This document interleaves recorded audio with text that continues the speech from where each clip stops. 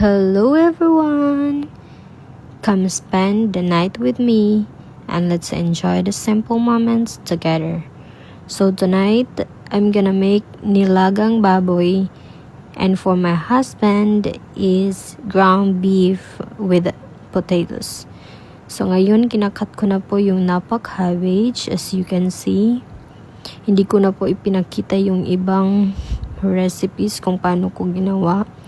To make the story short, so yan na po.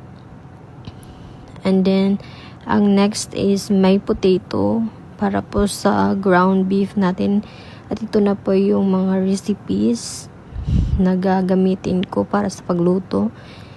Merong pork, merong cabbage, merong pichay, yan na po. And tada! Ito na po yung nilagang baboy, tsaka yung ground beef with potatoes. Yun lamang po. Maraming salamat.